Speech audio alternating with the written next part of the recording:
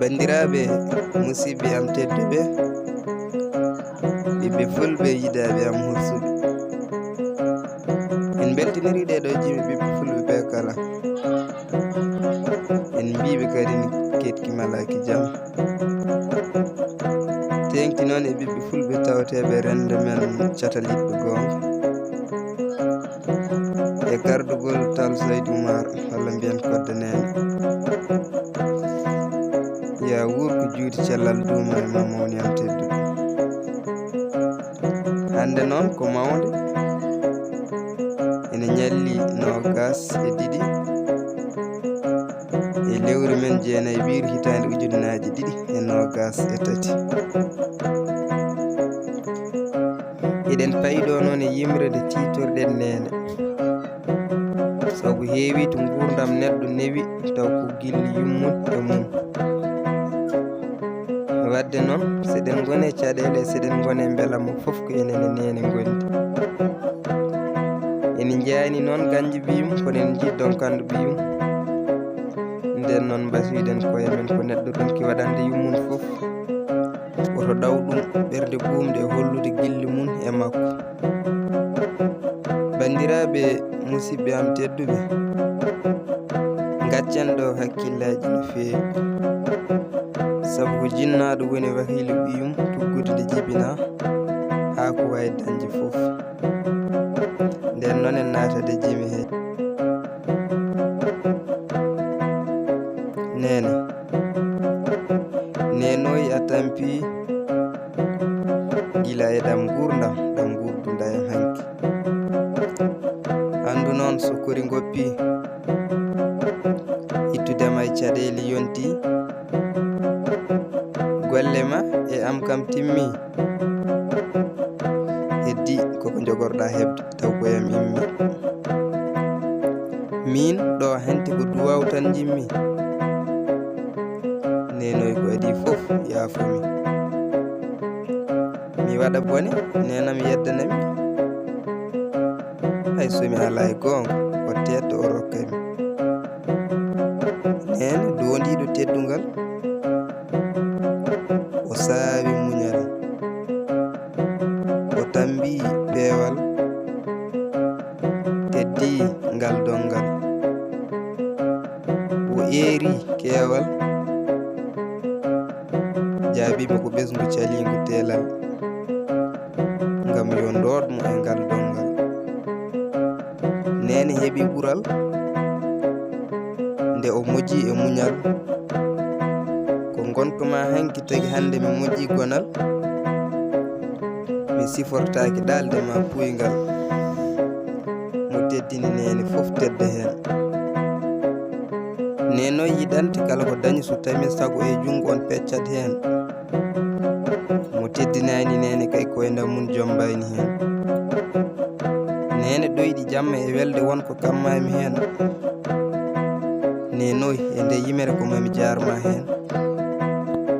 Nde birnimi guite ma foof hakkillaji ma udda ha ñaw hemma hen.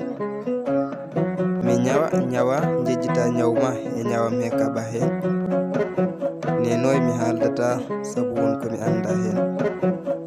Mbiɗa andi tan e gurdamam hanki a tampi hen, baboyam toppitiɗo gurdamam hen, demowo duggowo ngam hami wuura hen, radda adda feccami hen. Baboy e gonka hanki mi wawa yobdema hen, kono hande so gueno jaaɓi mami foftini hen. E duwuji mon mbiɗa ñaagui hen, mo teddini jinnaɓe foof daña ko weeli ɗum hen. So ɓiɗɗo barkini jungo jinnaɗo moddi hen, an suko ko jinnaɗo rentinma dogo goɗɗitoɗa hen, tenkina e hakkille ma so duwaw ala e place mum ɗo ko puddi lomtoto hen. Andu noon ɓural ma e nuskede ma foof guiɗo pular jangtode hen. Nene ne weeli kono mo wurda ko ɗum wonko anda hen. Tindinoje nene kame jamiroɗe foof jomum ala ko holla hen. Yo gueno suur nene suura baba kame ɓesgu tawtegu hen. Amin ya joom bajiri.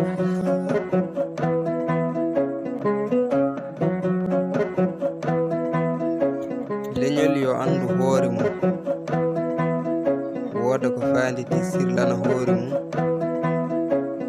leñol so wuuri ko ɓiɓɓe mum ko ɓen mari sembe wawde gollande ɗum ɓamti leñol ko jangde mum renantama gandal ko ɗeriyol kaɓe teskuyaji ma e mum leñol so mari gandal laamo hoore mum yontande leñol yo liggo wasdamina leƴƴi koddiɗi hono mum leñol ngol yo sirlan hoore mum wasa sirlude kina torla leƴƴi koddiɗi ɗum yawi wadde neɗɗo pullo tan ko hirande leñol kam e haalde ɗemgal mum ko yawi ittude neɗɗo pullo tan ko wasde haalde ɗemgal mum saabu gurdam leñol ko cuuɗayre ɓiɓɓe mum kono fitirla gurdam ko nangtade e ganne mum kaɓaɗo haare leñol ko woni jinganto ɗum mo dawri nde wolde kay ko pellital woni jooɓari mum mo fellodira e wolde potal fellude diine ne yerodira e mum mo maaye nde wolde kay temmini aadi mum mo ngakka e mayre doole jarori yo jingal ɗum mo dawanen to mayre duwaw wor ɗawen ɗum jaaɗiriɗen to mayre jettor keblenen ɗum lamminen laamu men ma hen cuuɗi wollirɗi hay jangguinirɗi ɗemɗe men hay goto mo mawni kini kedduɗen e kalifade anduɓe men sen jaɓani ɗum majje gonga wirno gandal men bandiraɓe so leñol wasi gandal teddata gummoɗen e haala gartene gollude ñiɓen kongude ha tiiɗi kengden nden e fewjude ɓamtare men ko jangude gadduɗe e men gandal fof addi ko ballude ndenten e kewki jettenmo so ngal ballal laatimi jikku makko gartinenmo enen fof ndewen caggal makko kadi ndenten e batuji kalden mawni kinare jaɓɓen lundare piccen gongo tan ko ndenten e bolol gotol jaaden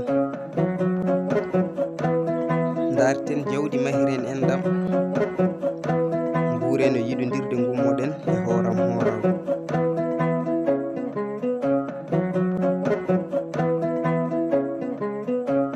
nden noon bandiraɓe on beltanama no feewi on dardama yafuya en jejjitta ɗo noon weltinirde mawniraɓe men tedduɓe e gueƴiraɓe men tawateɓe rende men caraliɓe gonga hono Tall Saydou Oumar gorko mo ɗahrata ceerno Djiby Dia e Diallo Abdoulaye Siley guidden ɗa ɗum gurdam nden ko Allah keerika